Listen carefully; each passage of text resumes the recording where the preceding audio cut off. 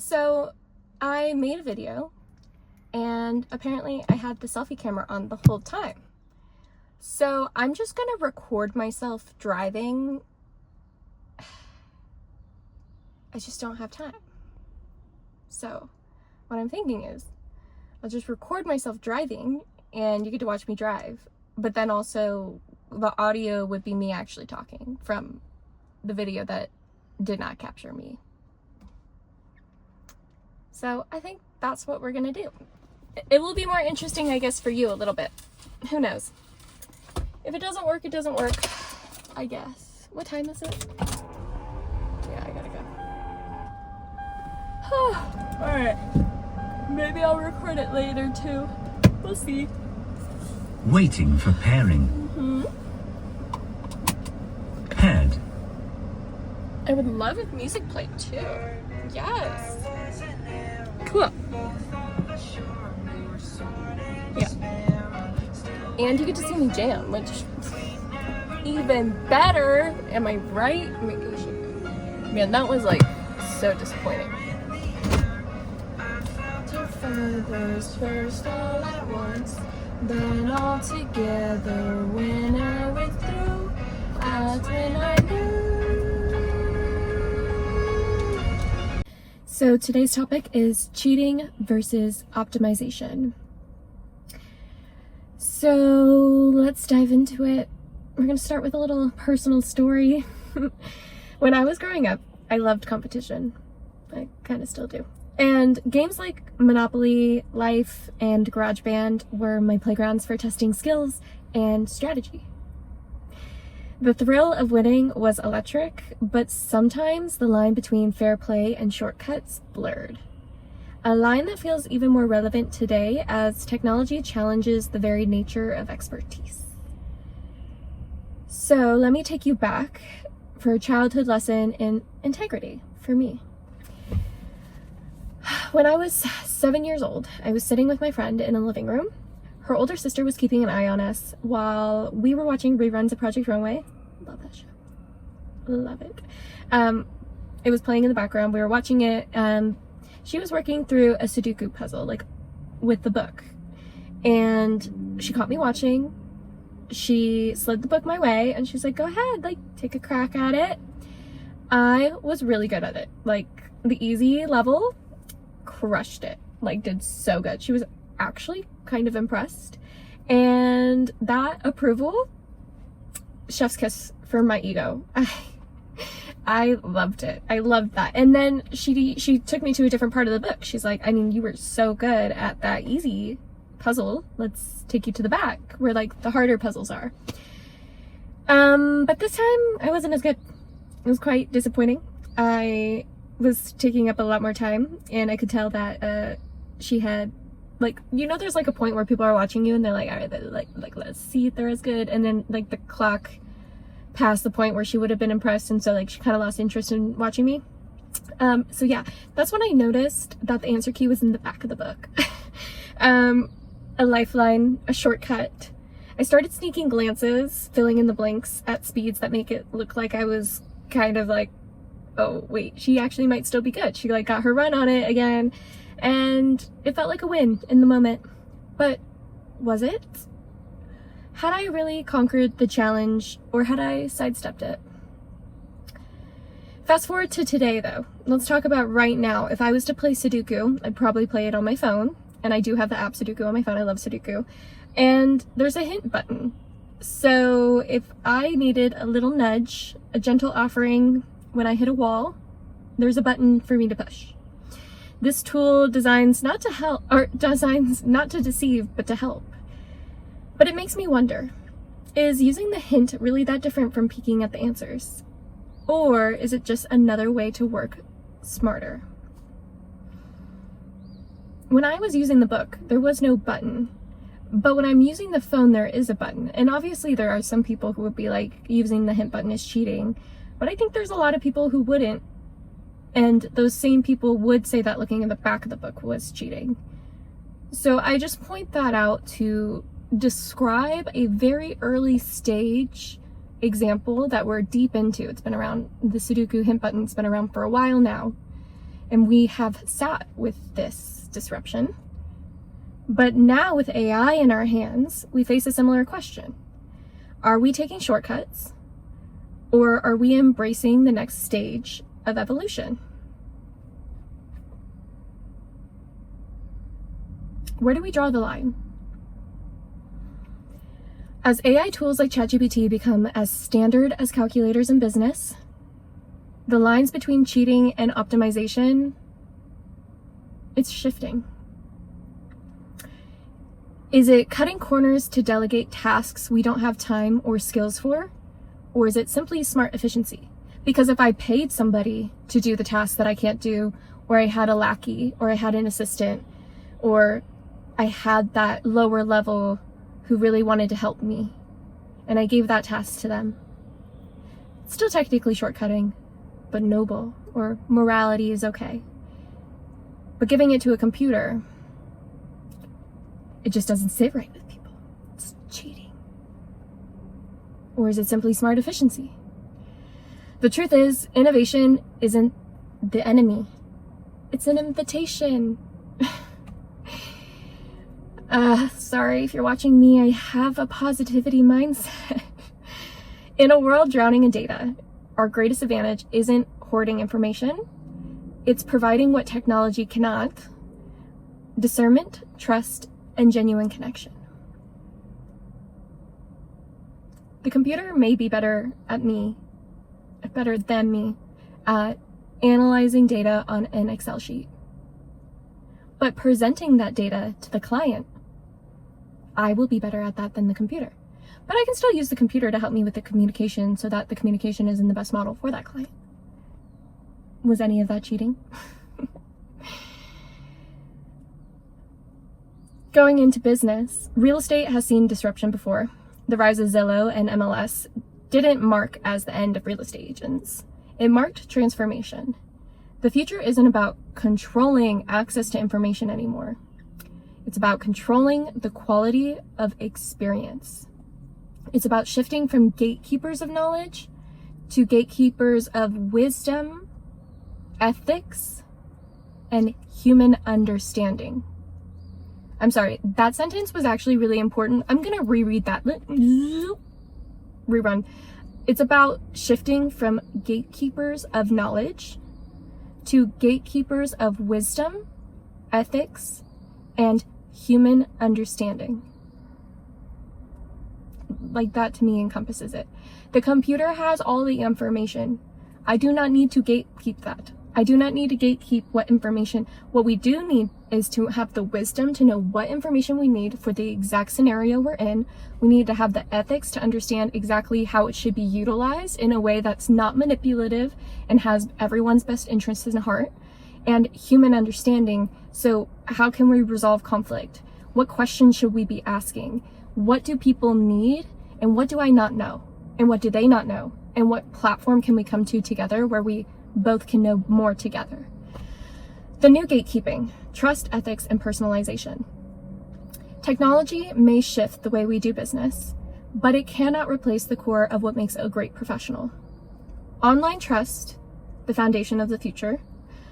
The new gatekeeping is about trust. In the age where misinformation spreads faster than facts, the most valuable agents aren't just transaction facilitators, they're trusted advisors. The ones clients can turn to and tune into, not just for one sale, but for a lifetime of decisions.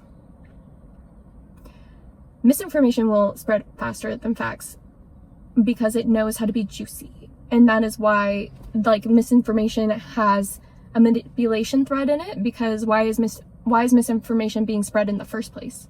To distract, to create a buzz for something, to hide a buzz for another thing.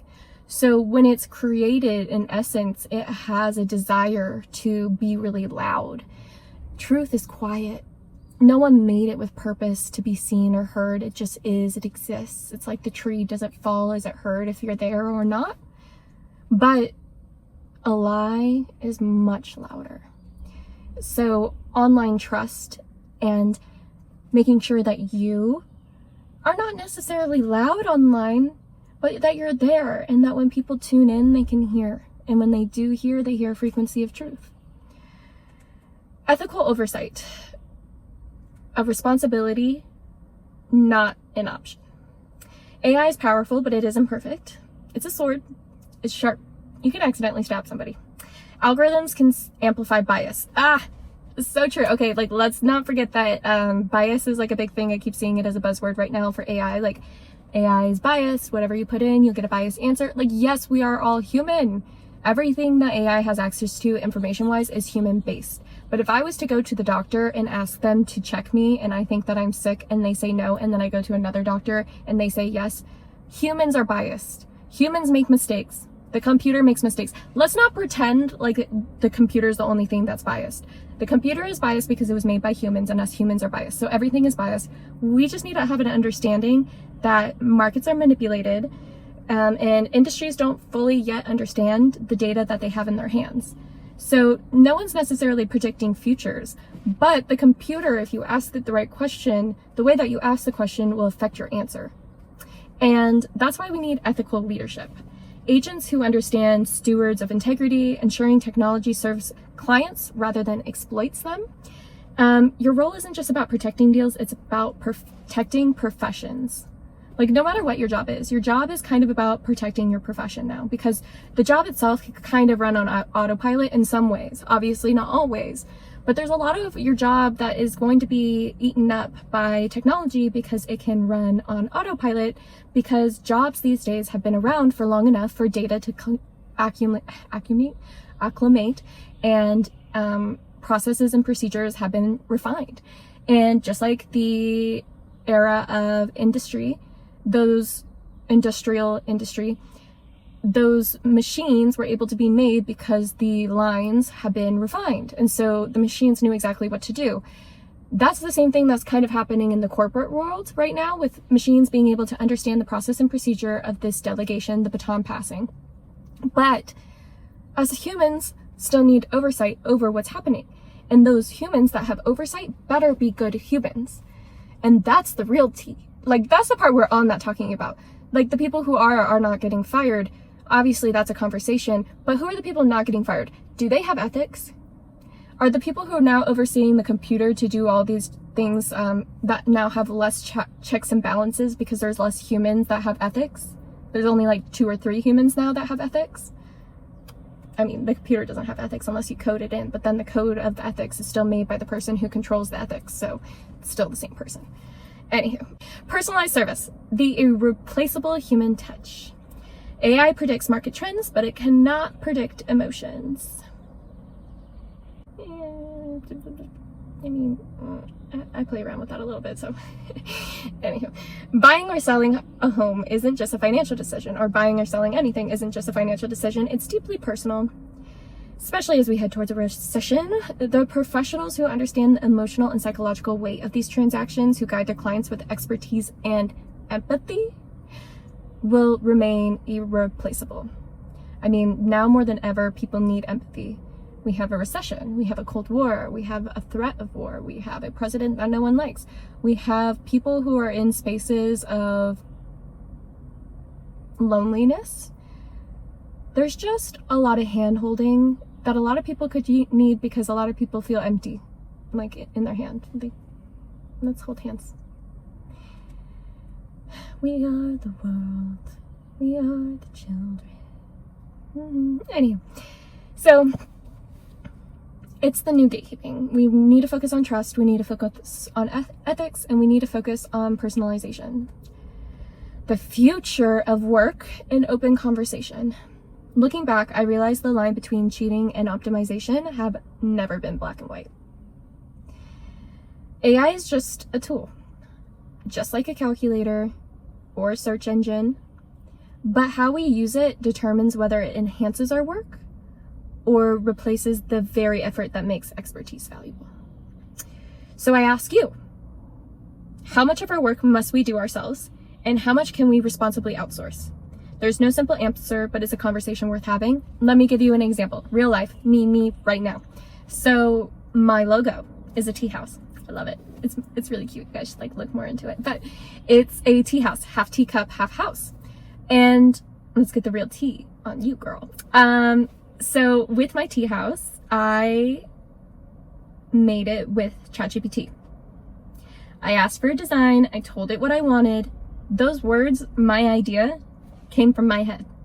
The visual output came from AI. And then I shopped around for which one I liked the most, took that one, and then I took it and I traced it by hand on a different application. And then I used the colors that became my brand colors. I added a few features from Canva to make it into a visual design that moves. Do I own my logo? I didn't make it from scratch. I made it from an assortment of tools that I had at my disposal. Who owns that? Was it cheating?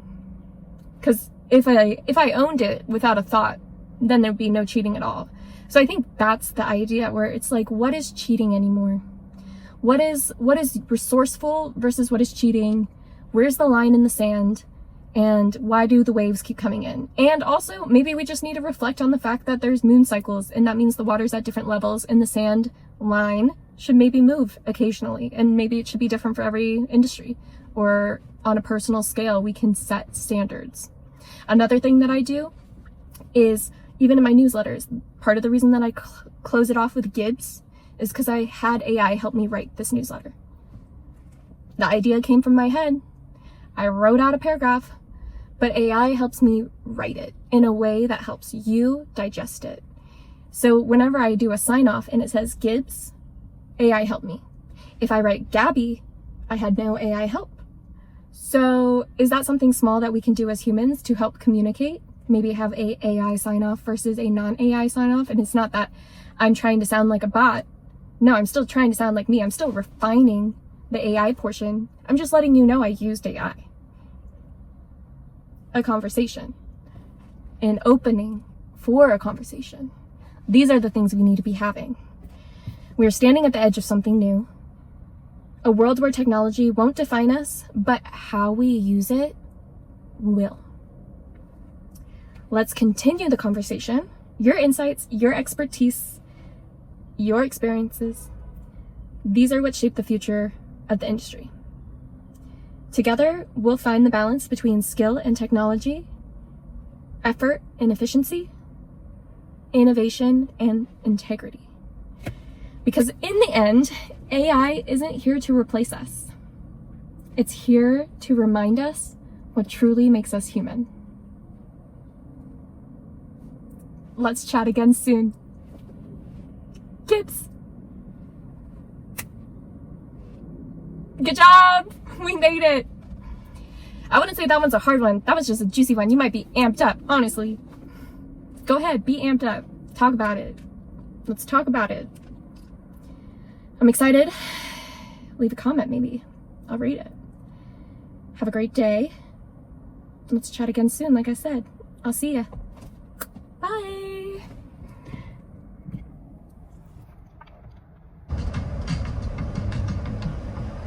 Alright, thanks for dancing with me, I guess. Sorry for the confusion, but appreciate